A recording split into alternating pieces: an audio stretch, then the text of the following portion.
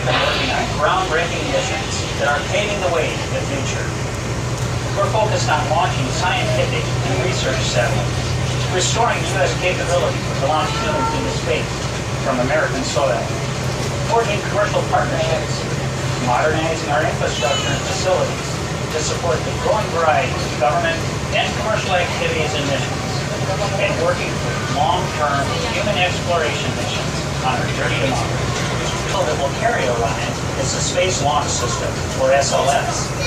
SLS will be the most powerful rocket in history, but more important, it's designed to be flexible and evolvable in order to meet a wide variety of crew and cargo mission requirements.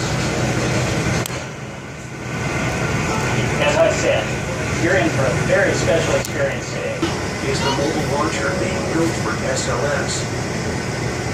When completed, it will carry the massive launch vehicle on top of the crawler transporter to pad 39 feet. You'll learn more about the launch of SLS when we get to the launch pad. So coming up on the right, the vehicle assembly building. Those gray structures on the side facing us are doors that open into two of its high bays. And think of the high bay as being a really tall room inside of which you just put a rocket together. Inside that high bay are platforms at all the various levels that extend out to give the workers access so they can make sure all those parts are going together precisely and that all of their electronics are working perfectly. But now once your rocket is put together ready to launch, how do you get such a big and heavy structure from here where it's built out to its launch pad? The answer to that is a special vehicle called a crawler transporter. We have two of them.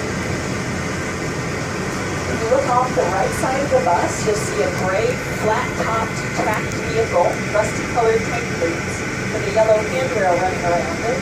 That particular crawler transporter has been upgraded, and that can carry 18 million pounds on that raises and lowers hydraulically, which is what allows it to pick up these platforms with a rocket on top to take them where they need to go. So it is built for power, not for speed. It gives us carrying a load out to the launch pad. It would drive a little less than 1 mile per hour. So completely unloaded, we can reach a maximum speed of 2 miles per hour. So anyway, if you're wondering what kind of mileage a massive vehicle like that might get, it gets 32. Yep, 32 feet per gallon of diesel fuel. 2 feet. I know, pretty lousy, but how many of your cars can drive a rocket around? Coming up on the right is going to be an example of a mobile launch platform. This is one of 3 that was used during the shuttle program. This big gray structure coming up on the right, raised up on those 6 straight pedestals with the 2 tail service masts on the top of it. Notice how it's lifted up high enough off the ground that one of the crawler transporters can drive directly underneath of it, raise its deck and lift it up off of these pedestals, and then can drive it into the high bay to have a space shuttle stacked on the top. If you look underneath the platform, you'll see 3 holes, and those holes extend all the way through to the top, because above them, that's where the rocket engines are mounted. So those holes allow that hot launch exhaust coming out really fast to go through the platform and down into the brick-lined flame trench of the launch pad that was designed to withstand that kind of a blast. Coming up on the right is another mobile launch platform, but this is the one that will be used for the new Space Launch System rocket. So because it will be a lot taller than the shuttle, that's why the design required having the tower put back onto the platform, just like during the Apollo program. Now this tower can help steady that tall rocket on its ride out to the launch pad. Inside that tower is the elevator the astronauts will use on launch day to go to the very top and climb into their capsule. This particular one is still under construction. One of the things they're doing is installing the swing arms.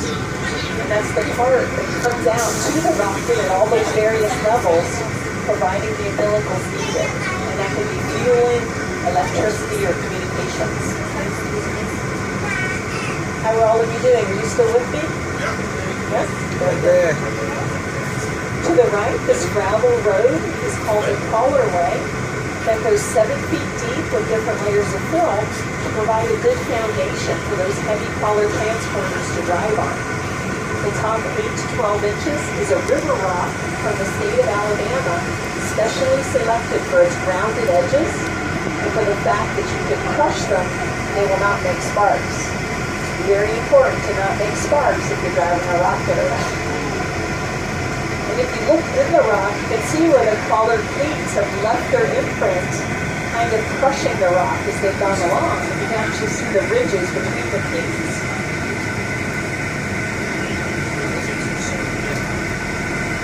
On this side of the vehicle assembly building, 2 more high bays. Look at the one on the right. This is high bay 3. Oh look, and there's a black vulture down there on the ground, walking on the crawlerway. He's part of our cleanup crew. Well, anyway, this high bay that's on the right, that's number 3, and that's where we will put together the Space Launch System rocket. Inside, the platforms are already installed, so we're ready. We just need to start getting those rocket parts. How much do you pay the vultures? How much do we pay the vultures? Yeah. He is a self-sustaining contract. He gets to keep whatever he wants. Nice. Whatever he finds. Good idea.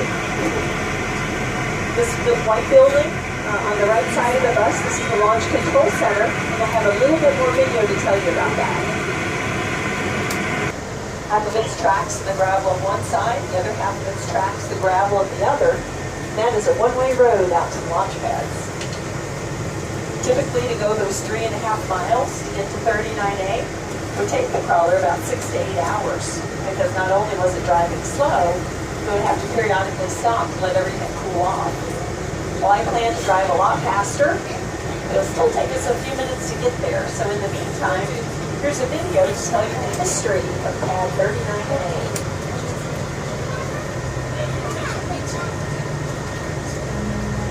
As you recognize, is another mobile launch platform from the shuttle program, and that's a 2-story building with reconfigurable rooms inside. There was always a little bit like a maze because the hallways would change depending on the mission. And that structure weighs 9 million pounds. Underneath of that is the other crawler transporter, the taxi cab that takes the upper half back and forth. And the crawler, each one of the cleats weighs over 1 ton, times 57 cleats per track, times 8 tracks. That's over 1 million pounds just in her shoes. All right, then the whole crawler altogether weighs 6 million pounds. So does that help explain why she gets such terrible mileage? 39 Observation Gantry, an awesome place to watch a launch from one of those pads across the water. Not available for every launch, but if you periodically check KennedySpaceCenter.com, you can find out information about seeing a launch from there. All right, so now I'm going to finish the drive to 39A.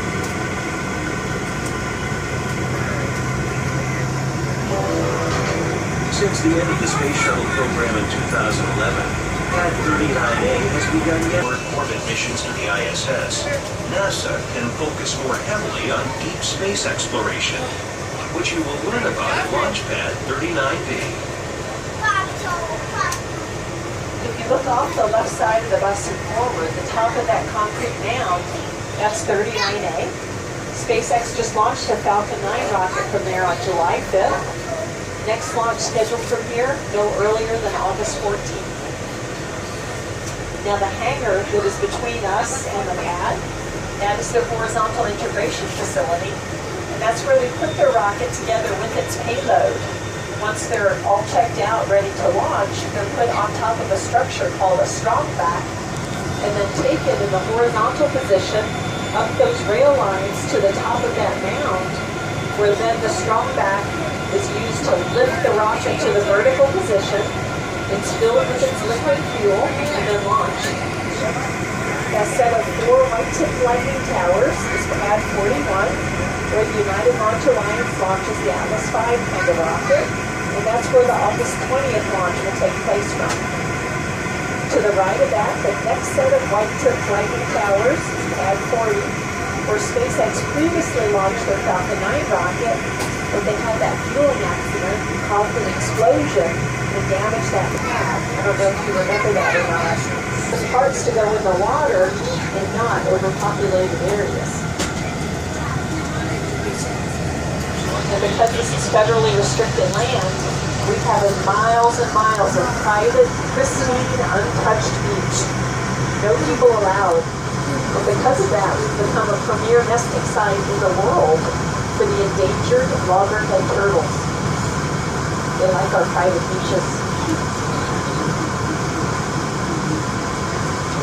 This is what I call my postcard photo stop. This is the one place in the tour where I'm